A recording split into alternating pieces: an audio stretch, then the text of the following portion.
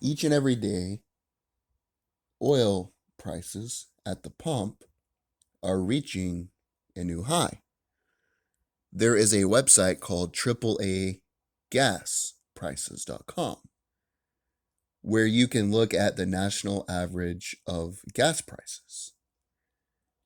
A year ago, at this time, a gallon of gas was $2.76. A week ago, it was $3.65. Yesterday, it was $4.17. And today, it was $4.25. Each day, oil prices keep going up and up and up. According to the CPI, and the CPI measures consumer prices, over the last 12 months from January 2021 to January 2022, the consumer price index rose 7.5%. This is the largest 12-month increase since 1982 to 1983.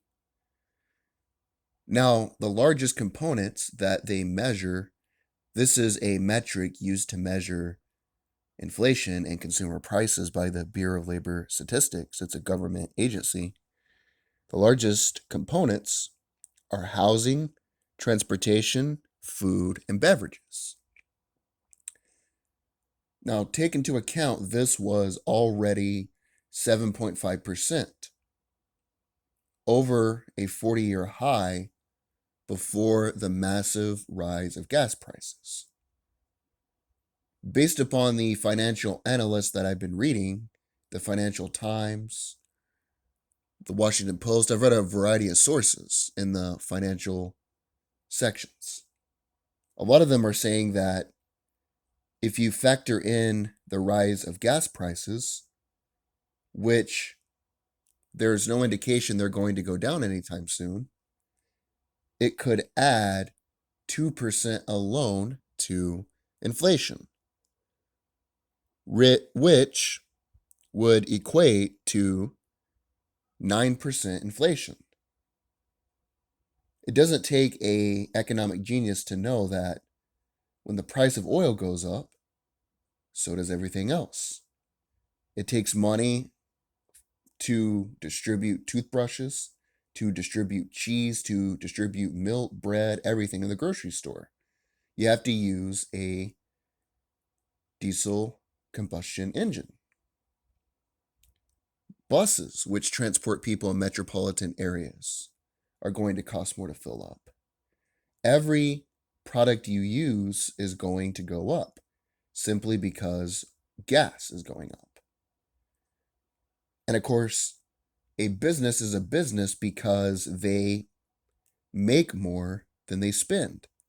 Businesses are not a charity. They have to have some sort of return in order to stay in business.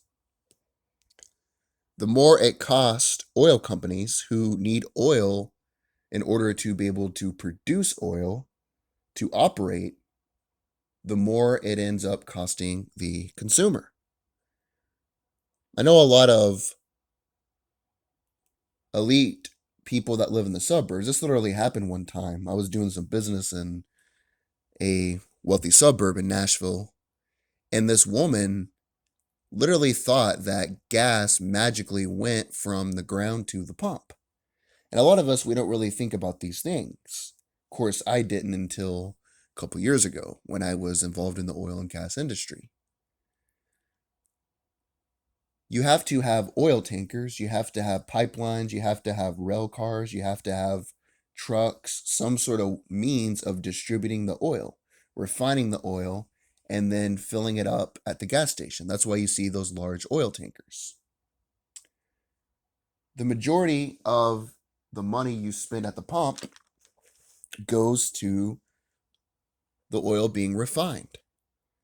This is how it breaks down. I did some research to see how the money breaks down when you pay for a gallon of gas. 53% of the money you pay goes for raw materials that are used to produce the gasoline. That's what you call crude oil, oil before it is refined.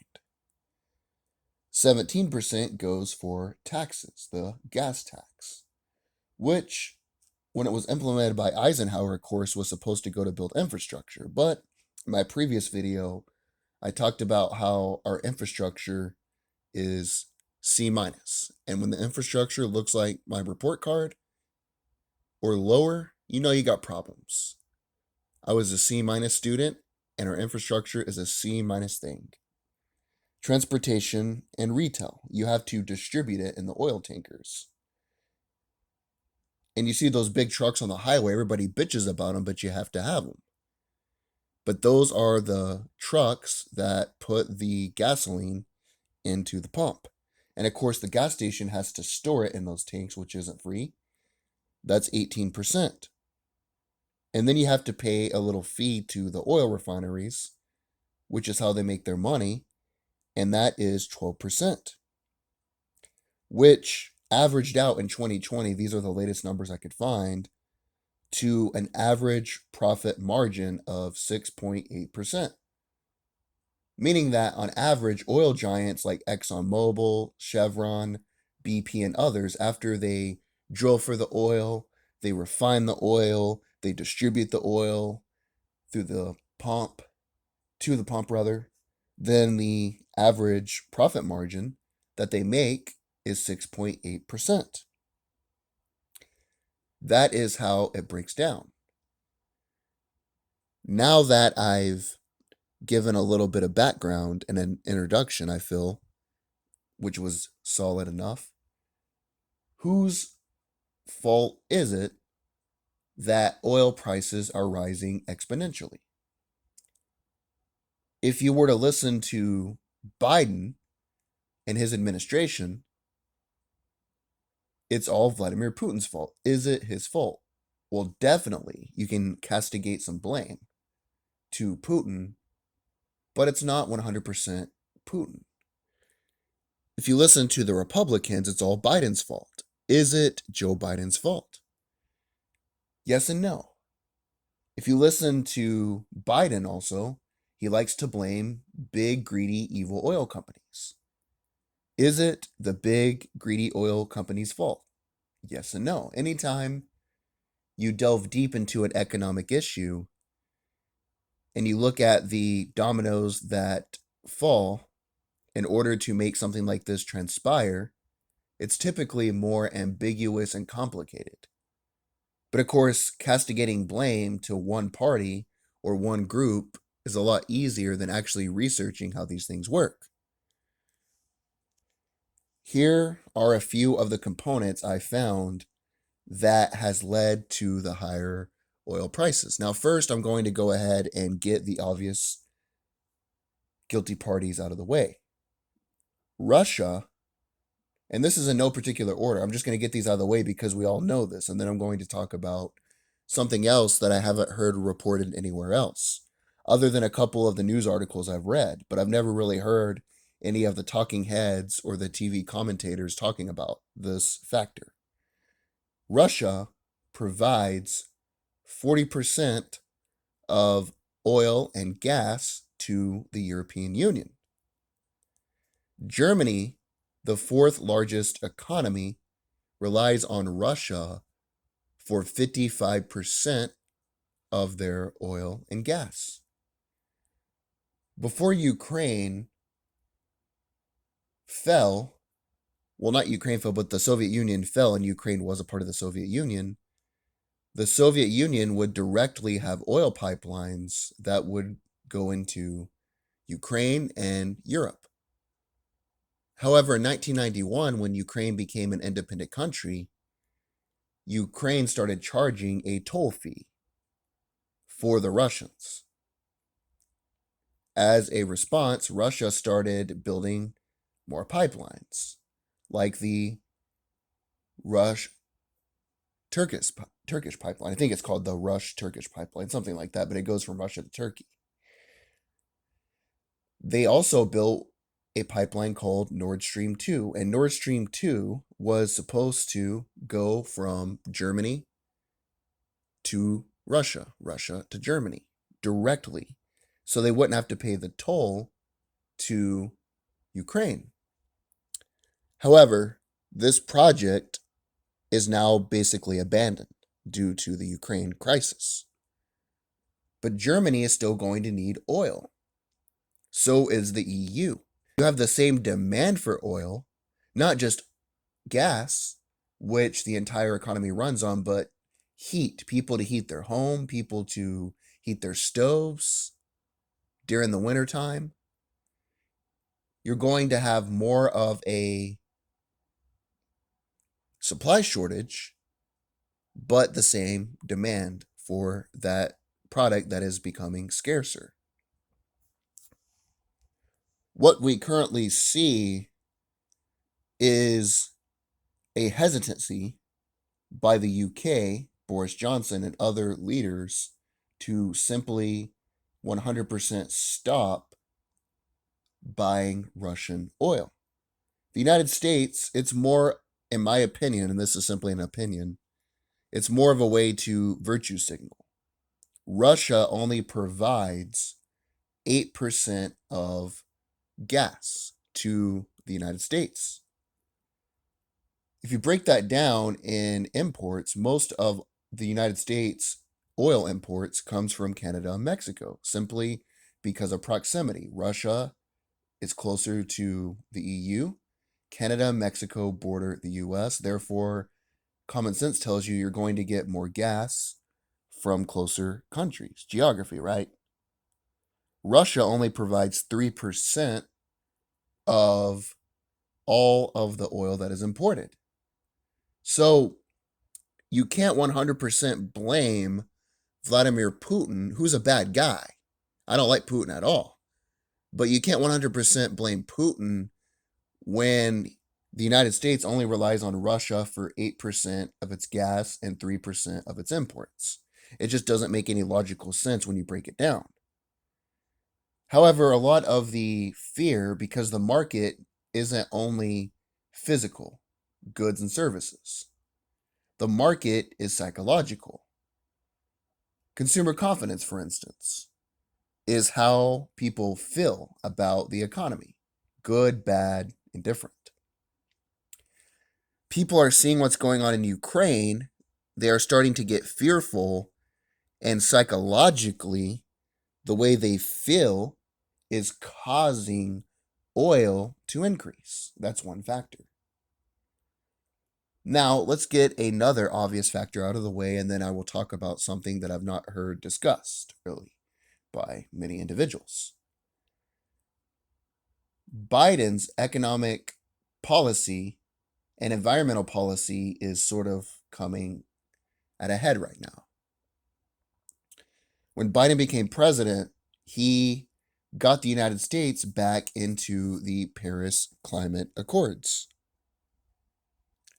Now, his goal, according to the UN Climate Committee, whatever you call them, all this is from memory, but Biden's goal is to reduce carbon emissions from 52 to 50% by 2030. In order to do that, you have to cut down carbon emissions. Emissions, rather. Got to be accurate here. Biden also quit giving new licenses to oil companies to drill on federal owned land. Less permits, less licenses. The conundrum Biden is in is simple. Biden has approval ratings that are going down, according to Pew, according to other research companies, simply because of the economy. When the economy goes down, like it did during the Carter administration, like it did during the savings and loan crisis for George Bush Sr., your approval ratings tend to go down as well. Biden, being a politician, sees this. The Democratic Party sees this. However, Biden cannot simply tell the United States to drill, baby, drill when he ran on the most radical climate agenda out of any president in the United States. If Trump were president, and again, I'm not saying that Biden's totally responsible for this, but he is culpable to a certain degree. If Trump were president, he could meet with the oil companies, the CEOs of Exxon, Chevron, and others, and say, look, guys, we're going to need you to increase domestic production. Trump was all about making the United States energy independent, which they did under his presidency. We need you to drill, baby, drill, and you could work something out with them. Tell them, we're going to give you tax credits, we're going to lower regulations, we're going to do something to incentivize you to drill for more oil. The problem with Biden is that he knows politically this is hurting him and the Democrats. However, the people that voted for him, they think global warming is going to destroy the earth. Of course, Obama bought a house on the coastline of Miami, and if global warming is real like he claims, he'll be the first person to have his house evaporated by the rising sea levels. But that's another story for another day. These people don't really believe it, is the point I'm making. But they run on it as a political ploy to get people to vote for them. And understanding that, Biden knows that he needs the moderates in the middle who rely on oil. But he also needs the radical socialist Bernie Sanders types who want us to run on windmills. So he's in a conundrum of sorts. These oil companies understand that oil is being phased out, whether we like it or not. Why would you drill for more oil when you have the rise of electric vehicles? You have research for alternative energies and other things like that. Why would you do that, right? Eventually, oil is going to be phased out. The demand for oil is going to be almost gone. You're still going to need it to make tires, to make products, and even the components of an electric car need oil. But the demand for oil to be the number one energy for the global economy eventually is going to subside. Understanding this, why would the oil companies drill for more oil? Another factor is that the United States is producing 14% less oil than they were in 2019 pre-COVID. You have less of a supply of oil. Now, in the 2010s, the big oil companies developed a lot of different methods to drill for oil. They were able to get oil from shale rock, and eventually they spent billions in exploration, which led to the United States becoming energy independent and the world's largest producer of oil, higher than Saudi Arabia, higher than Russia. However, it didn't help them economically. It's expensive to drill for oil. It's expensive to pay people that work on the pipelines. It's expensive to do all that. The people at the lower levels in the oil and gas industry, you call them helpers, they're apprentices. They make $100,000 a year, and these are the lower paid guys. When you factor in the people that drive the oil tankers, when you factor all that in, it's very expensive to run an oil supply chain. If you look at the sectors of the S&P 500, they have different sectors you can look at.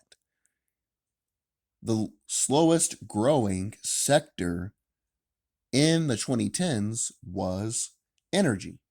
Energy only grew 34%, despite large investment from oil giants like Chevron, ExxonMobil, BP, and others. To put that into perspective, the second smallest increase came from the raw materials, and it was 5 times higher than the lowest, which was energy. To put this into perspective, tech stocks, which were by far the largest grower and profit margin, increased by 400%. Seeing this, these oil companies were thinking, why would we spend all this money to drill when it's not really profiting our bottom line? And of course, oil is going to be phased out anyway, either by new technology or by the socialist Green New Deal. One way or another, oil is going to be phased out of the economy. So these companies saw this, and as a result, they've only spent 1% more on their budgets since 2019. But where's that money going? That money is going to shareholders. That money is going for dividends. That money is going for stock buybacks instead of drilling. Chevron's last quarter, it reached record highs. Same thing with ExxonMobil. Chevron had the highest growth it had in 8 years in a single quarter. Now think about this. They're drilling for less. They're making more profits. Why would you drill for more when the future is uncertain and you're already making massive profits? So Russia, Biden, and big oil are all culpable in this current situation.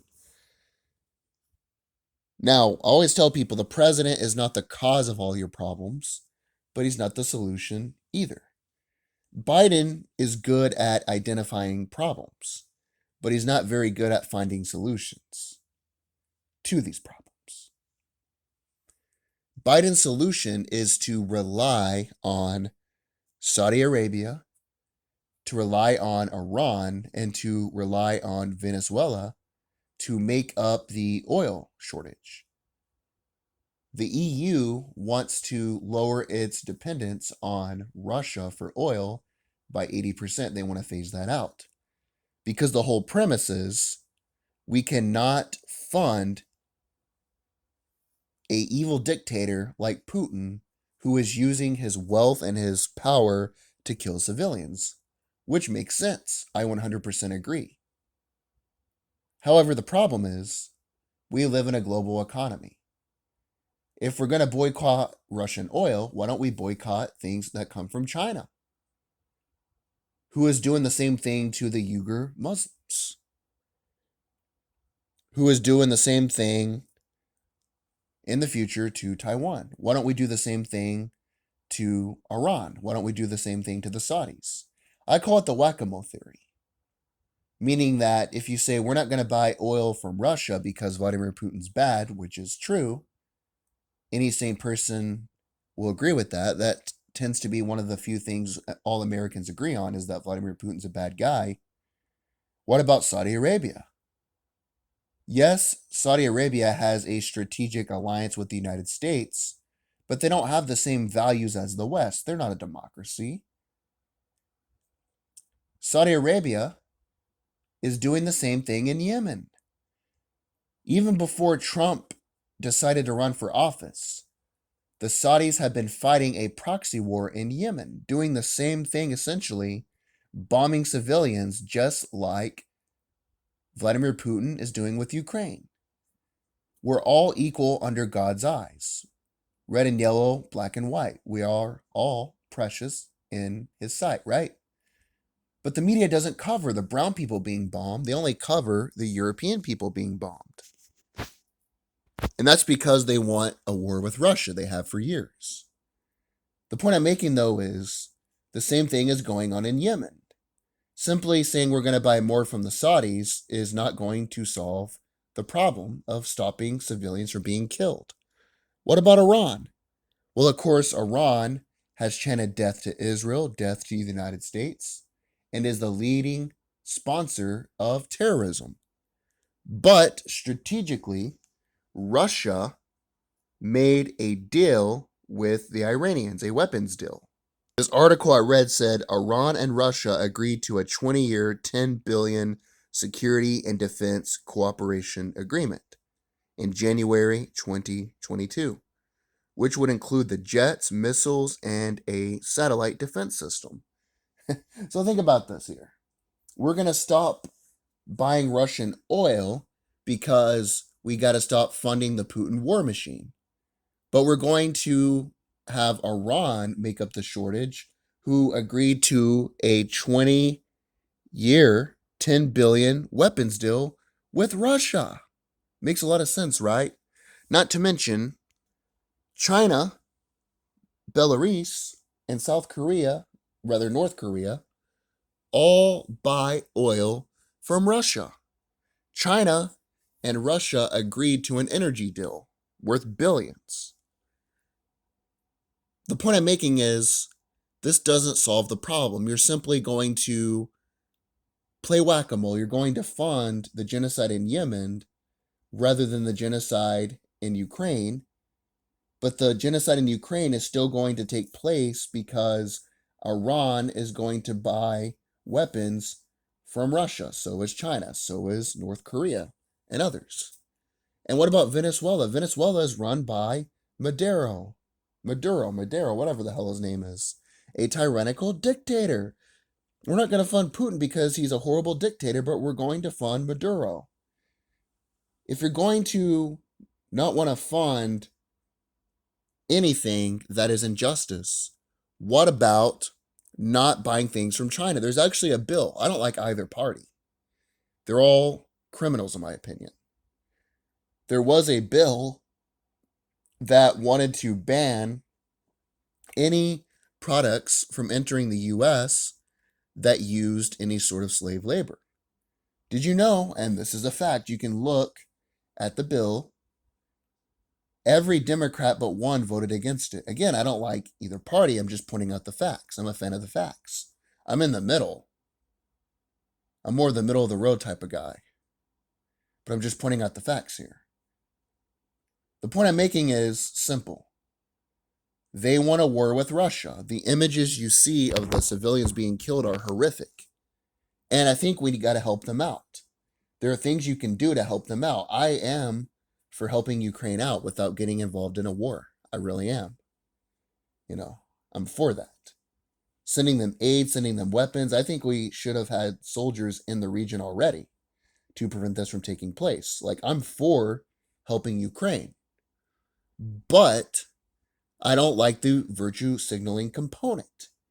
The whole premise that we can't fund an evil dictator, Putin, but we can fund Saudi Arabia, we can fund Maduro, we can fund Iran, who is going to buy weapons from Russia. Russia's simply going to get that money from somewhere else, and we're going to pay more at the pump for it. Not to mention, war is horrible for the common person. I just made a video about this. The solution should be this. If Biden wasn't a socialist who ran on the most radical climate agenda, any other president in U.S. history wasn't that radical. Bill Clinton wasn't that radical. To put it into perspective, Obama wanted to cut carbon emissions by 26 to 20%. Biden's saying 50 to 52%. Any normal, sane president like Obama, Bill Clinton, Woodrow Wilson, Trump, or anybody like that. I mean, Trump was insane, but he was still for oil. Any sane president, not named Biden, could have met with the oil companies, could have given them some sort of tax credit, and instead of relying on the Saudis, instead of relying on Venezuela, instead of relying on Iran, could give them an incentive to drill for more oil. We are the number one oil producing country. Why the hell are we relying on other countries to produce our oil? We got to get these companies to drill and make it economically feasible for them to drill. ExxonMobil is already promising $15 billion allocated to finding alternative energy sources. But of course, my friends who are paying more at the pump. I have a friend who is a delivery driver. That's what he does for a living. We live in a small town. He used to drive around 45 minutes to an hour to a larger city and do his deliveries there. But he told me that the amount he spends to get back and forth is actually a loss for him for his delivery driving. I have another acquaintance. She's not really a friend, she's more of an acquaintance. I know her. She's a single mother, raising a kid on her own. She's working a regular 9 to 5, and on the side, she has a business. She told me that the amount of money it costs her to have to get to her side business, because it's in a bigger city, quite a ways away, actually is causing her to lose more money on her side hustle than she's making. These are everyday people who just want to raise their family. They just want to do what makes them money. They just want to live a normal life, but they're caught up in this political bullshit of Russia virtue signaling. I'm just saying, when you go to the pump, I heard this dumbass Stephen Cohen, unfortunately, he's from my home state, say, I know it's going to cost more at the pump, but when you are pumping gas, stick it to Putin. Hey, dickhead, say that to the single mother that's barely making it. Say that to my friend who's barely making that. If you're not making at least an extra $7 an hour, according to the CPI, then you're losing purchasing power. It's easy for these elites like Biden and Kamala and Pete Buttigieg to say, just switch to an electric vehicle, when the battery cost over 25 grand. It's easy for them to say these things. And it's easy for celebrities to virtue signal, we got to stop Putin. But the facts are the facts. Facts don't care about how you feel. Facts are facts.